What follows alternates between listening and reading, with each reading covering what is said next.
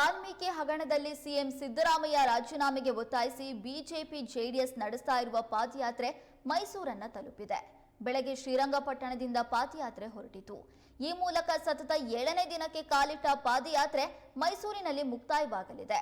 BJP ರಾಜ್ಯಾಧ್ಯಕ್ಷ B Y Vijendra, ಕೇಂದ್ರ ಸಚಿವ ಎಚ್.ಡಿ. ಕುಮಾರಸ್ವಾಮಿ ಅವರು ಪಾಲ್ಗೊಂಡಿದ್ದಾರೆ. ಈ ನಡುವೆ ಕಾಂಗ್ರೆಸ್ ಕೂಡ ಮೈಸೂರಿನಲ್ಲಿ ಜನಾಂದೋಲನ ಕಾರ್ಯಕ್ರಮದ ಮೂಲಕ ಬಿಜೆಪಿಗೆ ಟಕ್ಕರ್ ಕೊಡೋದಕ್ಕೆ ನಿರ್ಧರಿಸಿದೆ.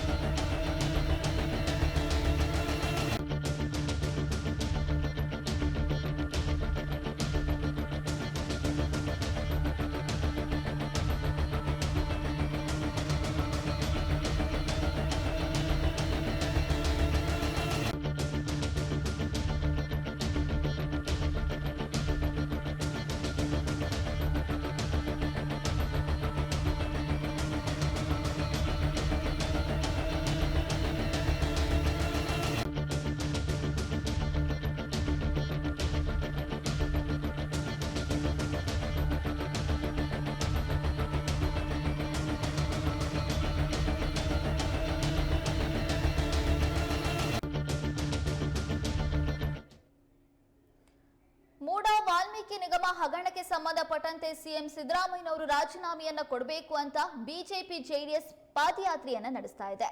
ಆ ಪಾದಯಾತ್ರೆ ಇವತ್ತು ಮೈಸೂರನ್ನ ತಲುಪಿದೆ. ಬೆಳಗ್ಗೆ ಶ್ರೀರಂಗಪಟ್ಟಣದಿಂದ ಹೊರಟಿರುವಂತಹ ಪಾದಯಾತ್ರೆ ಇವತ್ತು ಮೈಸೂರನ್ನ ತಲುಪಿದೆ. ಇನ್ನು ಈ ಪಾದಯಾತ್ರೆಯಲ್ಲಿ ಬಿಜೆಪಿ ರಾಜ್ಯಾಧ್ಯಕ್ಷ ಬಿವೈ ವಿಜೇಂದ್ರ, ಇನ್ನು ಕೇಂದ್ರ ಸಚಿವರಾಗಿರುವಂತಹ ಎಚ್.ಡಿ. ಕುಮಾರಸ್ವಾಮಿ ಅವರು ಕೂಡ ಪಾಲ್ಗೊಂಡಿದ್ದಾರೆ. ಅದರ ಜೊತೆಗೆ ಸಂಸದರಾಗಿರುವಂತಹ ಯದುವೀರ್ ಅವರು ಕೂಡ ಭಾಗಿಯಾಗಿದ್ದಾರೆ. ಈ ಮೂಲಕ ಪಾದಯಾತ್ರೆ ಮೈಸೂರನ್ನ ತಲುಪಿದೆ. ಮೈಸೂರಿನಲ್ಲಿ ಪಾದಯಾತ್ರೆ ಮುಕ್ತಾಯವಾಗ್ತಾ ಇದ್ದು, ಸಿಎಂ ಸಿದ್ದರಾಮಯ್ಯನವರು ನೈತಿಕ ಹೊಣೆ ಹೊತ್ತು ರಾಜೀನಾಮೆಯನ್ನ ಕೊಡಬೇಕು ಅಂತ ಬಿಜೆಪಿ ಮತ್ತು ಜೆಡಿಎಸ್ ಪಕ್ಷಗಳು ಒತ್ತಾಯಿಸ್ತಾ ಇದ್ದಾವೆ.